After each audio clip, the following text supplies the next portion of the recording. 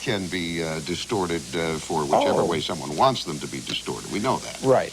You and I could take the same statistic and change it around and make it look different. So let's look at them. And on the other hand, other people, and I think we've documented this in the book, that there is a commitment to this idea that we have a recent origin on this planet that is itself biasing the presentation of the Let me facts. tell folks, if they want to learn more about what you've written about, The Hidden History of the Human Race is the book. And this is Michael Cremo. I thank you so much for being with us. We have run out of time. Pleasure to have been here, Ron. Very nice to have you with us. Check it out if you're interested in the history of man and find out if you're 1 million years old, 2 million years old, or just 100,000. Have a wonderful day, a wonderful weekend. Stay tuned now for Dela Cruz. She'll be along in just a few moments. I'd like to move along here in some of the additional myths that you have listed here, Michael Cremo. You have talked in terms of the fact that scientists don't cheat. That's a myth. You say there's actual cheating going on.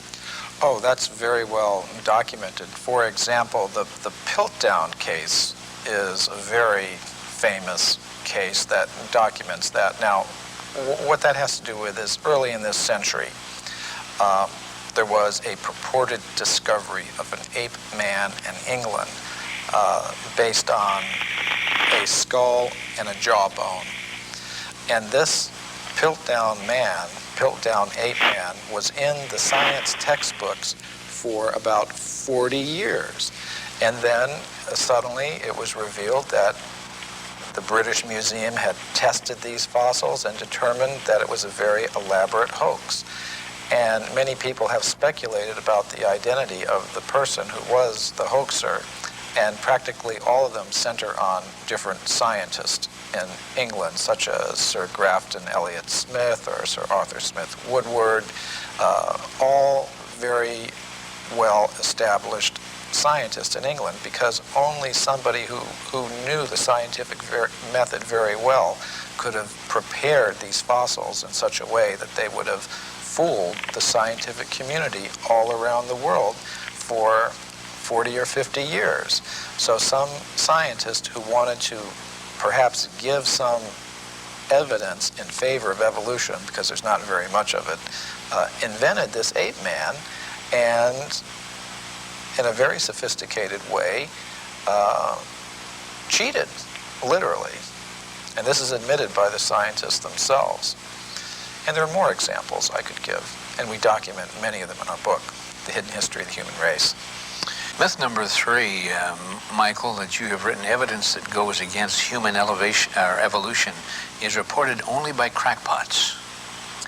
Now this is one of the standard techniques that the scientific community tries to use against anybody that reports something that goes against their ideas.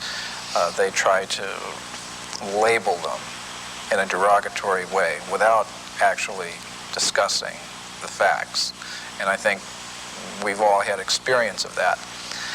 But the real facts is that actual scientists have, over the past 150 years, reported many astounding facts that go against the theory of evolution. And the present scientific community doesn't want people to know that.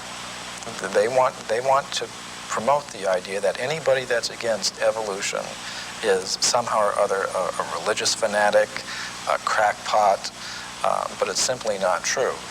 And I've personally met scientists who have discovered some of these things, and what happens to them is it's very unfair, the treatment to which they are subjected.